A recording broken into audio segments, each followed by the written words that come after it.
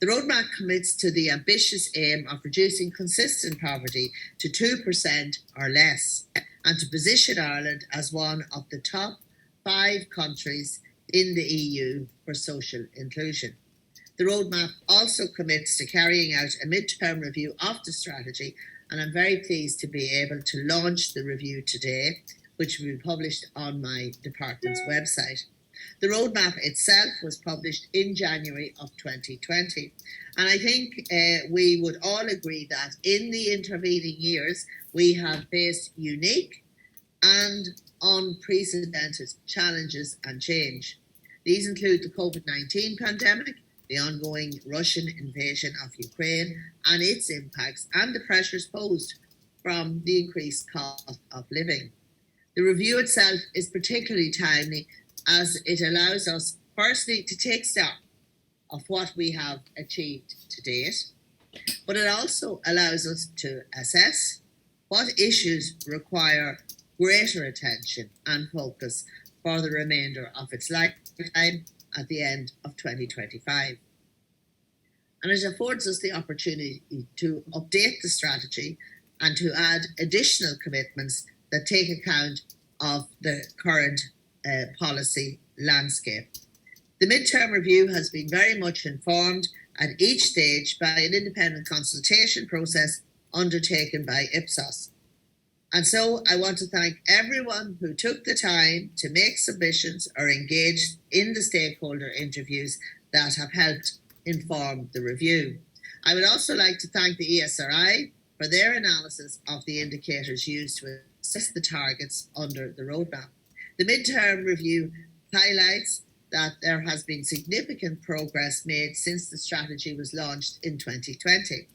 The review shows that at the end of 2022, 39 of the roadmap's 69 commitments were either fully achieved or achieved with ongoing delivery, with a further 30 commitments in progress or in progress with ongoing delivery.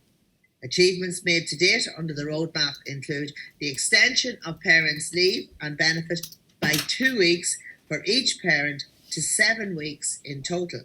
And I'm delighted to say that my department has awarded almost 75,000 parents' benefit claims in 2022, an increase of almost 50% from the previous year.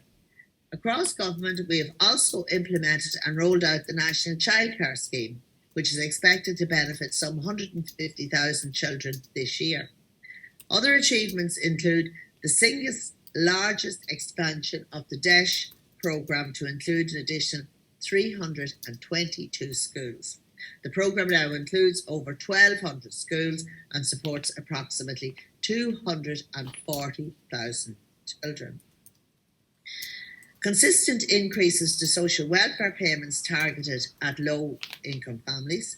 Almost 10,000 energy upgrades were provided by SEAI schemes for homeowners at risk of energy poverty and for approved housing body-owned homes. A review of the school meals programme was published earlier this year. And just to say that I'm absolutely committed to continuing to expanding the school meals programme and building further on the significant extension of the programme that has taken place in recent years. And in this regard, I intend to roll out the hot school meals to all remaining DESH primary schools and special schools from September 2023, and that will benefit more than 60,000 children. And from 2024, I intend commencing the rollout of the hot school meals to all remaining primary schools on a phased basis, because I believe wholeheartedly in the benefits of providing a hot school meal to children. While it is clear from the mid-term review that we are making progress, it is also true that we have much work to do if we are to achieve all of the roadmap's goals and ambitions. The mid-term review has therefore afforded us the chance to listen to your feedback and revitalise the roadmap. Roisin Sen from my department will go into the detail of the commitments added this morning. The official measure of poverty in Ireland is the Central Statistics Office survey on income and living conditions. So the latest SILT data, which was published in February, shows that the consistent poverty rate increased from 4% in 2021 to 5.3% in 2022. And while it is disappointing to see a break in the downward trend in the consistent poverty rate that we have been seeing, the figure is broadly in line with the pre-COVID rate from 2019. It's also worth noting that the most recent SILT data relates to income in the calendar year 2021.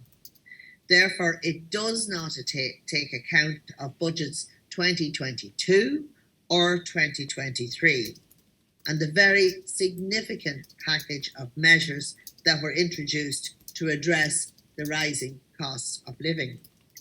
In this context, it was encouraging to see analysis from the ESRI that found that Budget 2023, combined with one-off measures to reduce the cost of living, were effective in protecting most households from rising prices over the winter. However, while the SILT data provided a useful monitoring tool, it does not give us the full picture. And that is why meetings such as this are so important. Because as policymakers, we learn from listening to your lived experience. Let me assure you that the government listens to what you tell us at the Social Inclusion Forum. Ensuring income adequacy, addressing energy poverty and child poverty were key issues raised last year. And so Budget 2023 included the largest social protection budget in the history of the state, with supports amounting to almost 2.2 billion. To help reduce electricity bills over the winter, a €600 credit was paid over 3 instalments to all domestic electricity accounts. And we also made a one-off payment of €400 to people and families in receipt of the fuel allowance in November. In February, government announced a further €1.2 billion cost of living package, prioritising support for the most vulnerable, and the total cost of the social protection measures was €410 million. The government has also recently established a new unit in the Department of the Taoiseach to coordinate efforts to reduce child poverty, and I'm pleased that a number of officials from this unit are in attendance today to listen to what you have to say. The theme of this year's event is Revitalising the Roadmap and Progress and Priorities. And there is progress.